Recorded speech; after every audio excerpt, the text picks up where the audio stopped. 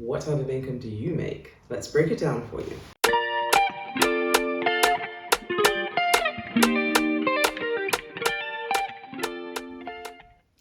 Hi everyone, thank you so much for coming back to my channel. I appreciate you coming.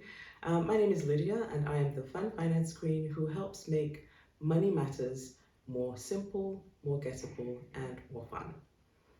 I'm here today to talk about three types of income. What type of income do you make? Let's break it down for you. The first one is earned income, the second is passive income, and the third is portfolio income. So I'll go into a little bit of detail for each of these ones, and hopefully you'll be able to understand and ask questions at the end or in the comments.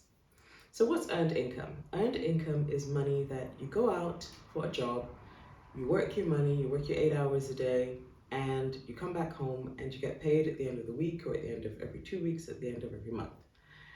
That is earned income. It's the money that you generally get taxed a certain amount for by HMRC before it hits your bank account. So HMRC takes a chunk of that money in taxation to actually pay for the civilized society that we work in. And how did they decide how to take it? It depends on how much you earn. So that's why it's called pay as you earn. So you pay that money as you earn it. And it's broken down into a specific number of brackets. In the UK, we have 4 tax brackets. The first one is if you make from 0 to £12,750, you get taxed nothing. That is called the personal allowance, and it's cool. We get to keep that no matter how much money you make. That first £12,750 is ours for keeps, and HMRC doesn't touch it. The second tax bracket is from £12,751 to £50,270. At that point, His Royal Highness gets 20% of your money. So, it is what it is. It helps us to have the society that we live in, but it's 20%. So a large portion of the UK society is in that tax bracket. And so we've all experienced that little bit of pain. However, if you make more than £50,271, between that amount and £125,140, I know these are big numbers now, all of a sudden you're getting taxed 40%. 40%. Okay? Painful. I know it hurts. But it is what it is in the society that we live in. So 40% at that level. However, we also have one more tax bracket above that one, which is £125,141 upwards. North of that number, you get charged 45% on earned income.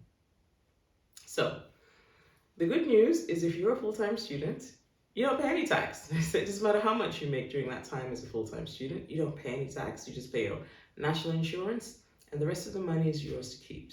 So I will say, if you're a full-time student, make sure you enjoy that, because once you hit the real world, you start paying all that money. But that said, I wanted to move on to the next type of income. The next type of income is passive income.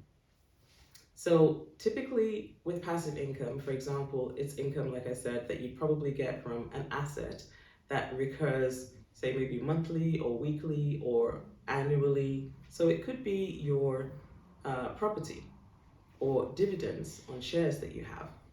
I'll dig into that a little deeper when I review a certain book that I'll talk about later. Probably going to be Rich Dad, Poor Dad. Now, the last type of income that we have is portfolio income.